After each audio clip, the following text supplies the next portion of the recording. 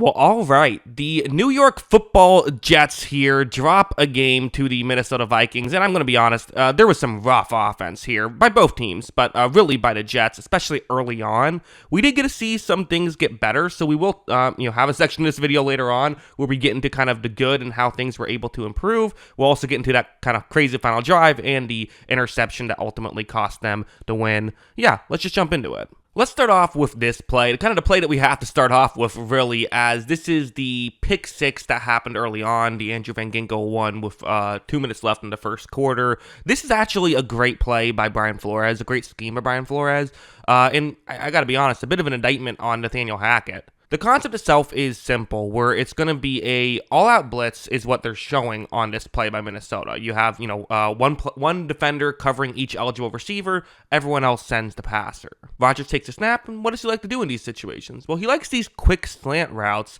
and Kevin O'Connell talked about it a bit in one of his sideline interviews where he essentially said that they practiced this exact play, and Andrew Van Ginkel had a pick six, what would have been a pick six. They didn't make him run the whole 60 yards, but what would have been a pick six in practice. Essentially saying they know what the Jets like to do in these situations, and they essentially were scheming for this. You see Van Ginkel and where he is on this field, he's going to drop back and kind of get into that passing lane, which they kind of know is happening. For Rodgers, it's a difficult play. It is. I mean, you don't know exactly where Van Ginkel is. Part of why these schemes can be so effective is because it's hard for the quarterback to see the whole field.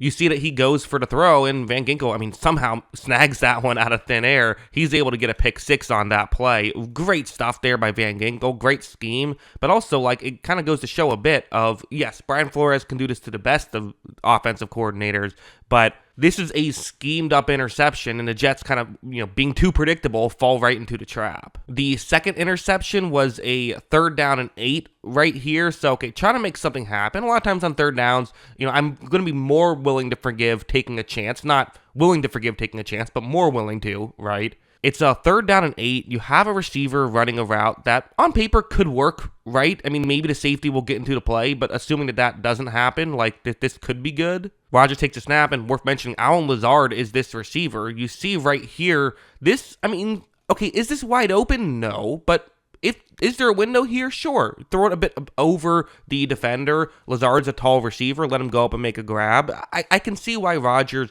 wants to make this throw. However, here, they're just not on the same page. Lazard, I think that's what happened. Maybe Rodgers just let a throw get away from him, but that usually doesn't happen with him. I think what happened was he was expecting Lazard to straighten out, or to not straighten out that route, to keep going deep. Lazard straightens out the route. They kind of, are a bit off, and because of that, it kind of goes nowhere near Lazard, goes straight to a Minnesota player. So, to be honest, while I do want to give the Vikings a lot of credit, and absolutely some of the coaching that the Vikings pulled off was great, a massive story of this game was just unforced errors by the Jets. For example, this play. It's a high snap, first of all, which disrupts Rodgers. He's able to flip the ball, but then Braylon Allen drops it. So, these drop passes were becoming a big thing for the Jets. This play, which is on defense, but I'll still include it in this video. This is a dropped interception. That's 7 points right there. The Vikings got a touchdown on this possession. You make that catch, it's a completely different game now. Throwing this play in the section of the video of unforced errors is maybe not totally fair, but it's a play that they could have made and weren't able to do it. This is a 3rd down and 6 right here, and you see the route on the screen. This is going to be Garrett Wilson, so your number one guy, running a route that's going to try and get into a gap in coverage. When Rodgers takes a snap, it's worth mentioning this looks a little easier than it actually is. So right here, it's like, oh, wow, there's a window. This should be a completion. It's worth mentioning for Wilson, he's just now getting his head turned around due to kind of the way this play concept worked. So it's tougher than maybe you would like. You would have maybe hopefully like to see him get his head turned around a little bit earlier. Again, Rodgers is the kind of quarterback where he'll throw the ball to you in unique ways because that's how he can get the ball through the window. And here that's working. But Wilson not quite able to make that grab. If he was, had his head turned around a little bit earlier, I think he does make that catch. And that's one of those situations where the chemistry just isn't there yet for so many of these receivers. Even for Lazard, who he's played with for years, it wasn't perfect on some of these plays. And for these kind of newer guys that haven't played with Rodgers a lot, the chemistry just isn't there. And they have to work on this and get better at this if they're going to make a deep run this year. This sequence was a tough one. Starts off 2nd down and 8. You're going to see this is just a missed throw. Rodgers doesn't get his feet planted, underthrows it. Worth mentioning it's kind of late in the half here. They would score a touchdown at the end of the half, but that's, something for later. Then you set up a 3rd down and 6. The Vikings showing all-out pressure, which, again, they don't always send everyone just because they're showing it. But for Rodgers, you see he's just going to take the sack right here. Kind of a tough decision. You knew it was going to be there was going to be an unblocked guy, or at least you knew there was a chance there was going to be an unblocked guy, because if they do all-out blitz, that's what happens. Again, it kind of goes to show either Rodgers just didn't want to throw one up, or he doesn't trust his receivers to win a one-on-one right now. Maybe you need a Devontae Adams because he would be the guy you throw it up to here. But down 17 late in the half, I think I would have liked to see him take a chance right here. Granted, it worked out. They punted, were able to pin them deep. They got a good punt, got a 3 and out, a good punt return, and scored a touchdown. But, I still don't know if I loved the process, even if the result was pretty good. We can just go there now since we're talking about it. The touchdown was amazing. This is what drives you crazy about the Jets is when they look good. They look awesome. This is a great play where it's going to be a zone coverage play. Actually, only just a 3-man rush. Flores actually will do a lot of 3-man rushes as well. He likes to mix things up constantly. That includes sometimes putting extra guys in coverage. Rodgers takes the snap. You saw it out on the screen. Lazard's open.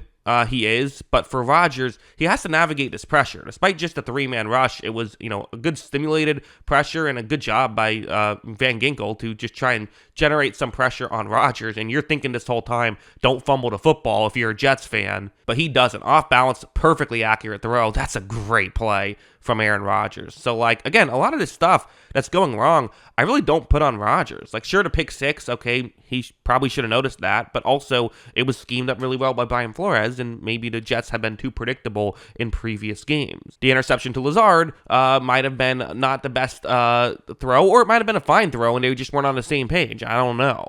And then there's stuff like this where I'm not even sure if I can blame Aaron Rodgers because he's not even touching the football. He is to hand it off, but what's happening? The ball's getting taken out of his hands. It's a 3rd down and 2 here inside the 30. Rodgers is going to hand the ball off, which, okay, I guess you can understand the logic. Maybe you liked something on this play, or, it's a 3rd down and short, but also maybe the logic is, well, if it doesn't work, we can just go for it on 4th down. Sure, okay, fair enough. But then on 4th down, and it was 2 or 1, whatever you want to call it, they lose yards on the play by running it again. So it's sort of like, well, okay, this wasn't something was it something you saw? Because if it was, it didn't work out particularly too well. It always is going to sting a little when you take the ball out of your Hall of Famer quarterback's hands to run the ball twice on 3rd and 2 and 4th and 2 and don't convert it. Just no matter how much logic it made sense, no matter how good the process was, it's going to sting if that's the result. I do also have to say, the players need to play better here. I mean, you got to make these blocks. I know it's Minnesota and they're very good, but we can blame Nathaniel Hackett all we want. You got to make these blocks too, but for Rodgers, I could see this being a really frustrating sequence for him. Of course, the Jets then had this sort of comeback all of a sudden happen, and it really wasn't I was trying to figure out what plays I wanted to show for it, but there wasn't one big play. It was a lot of just simple stuff. I think this play is probably the best microcosm of how they were able to start to get this comeback to happen, which was just stay out of their own way, kind of play things a lot more simple. And in this, you have Brian Flores with just a 3-man rush. Rodgers takes a snap, and he's just patient here, right? Not making the mistake. He looks down the field, doesn't love what he sees, and it's just going to be, again, he's just going to be patient. Garrett Wilson over there, you have Andrew Van Ginkel who's covering him, which is not a great situation. Obviously, when you have edge rushers drop back into coverage, these are the situations that can arise. Because of that, Rodgers eventually finds Wilson. Not the best defense there by Van Ginkel, but also who can blame him trying to cover Sauce Gardner, trying to cover Sauce Gardner, trying to cover Garrett Wilson. But yeah, it really was this. I mean, if you cut out those mistakes, and this is maybe something you look at if you're a Jets fan and say, if we can just cut out those first half mistakes, we can do a lot better. They were able to get some stuff going on this final drive with Garrett Wilson. So they were going Garrett Wilson on Stephon Gilmore. The Vikings felt like they trust that matchup, but the Jets were getting some success here. You see this one where they're going to be able to hit Wilson. Wilson, for a second, looked like he might be gone. There was the Vikings defensive back able to run over and make the play, but that was still probably scary if you're a Vikings fan for a second. Then this next one, he's now going to be on the other side of the field. Gilmore's following him to the other side of the field. again, you see a very similar thing on a 2nd down and 10. They're able to pick up the, first, well, actually got close to the first down, ruled a 3rd and 1, but still able to, convert right there. So then over here, this is just a classic Brian Flores thing, the old Bill Belichick thing back in the day of, hey, if our number 1 corner isn't beating their number 1 receiver, well, then let's put them on their number 2 receiver and double team the number 1 receiver. That's what they're doing. 2 guys are on Garrett Wilson right here to circle in the bottom of the screen. That's where Gilmore is. And when Rodgers makes this throw over to Mike Williams, Gilmore's just ready for the back shoulder throw. Rodgers loves his back shoulder throws. What a smart play, right, by Gilmore to kind of pay attention to this and say, I know where to go with where you're going to go with the football. And typically, that wouldn't be exactly how you want to play that play, but in this situation, it is exactly how you want to play that play. So, Jets, definitely there are some positives you could take away from this game. Absolutely. You were able to make this a lot stronger of a finish. But I also think you can't help but look at this a little bit and say this is one that got away from you. This was a game that you could have won. If they didn't make all the mistakes they made, there were so many unforced errors, plenty of forced errors as well. Listen, this Gilmore play, it's a great play. What are you going to do? That pick 6, it's a great play. What are you going to do? There were other issues here, and they really kind of wasted an incredible defensive performance of their own. The Jets defense was also great in this. But yeah, that's what I think. What do you think? Let me know in the comments below. Always love hearing from y'all. And of course, as always, thanks for watching.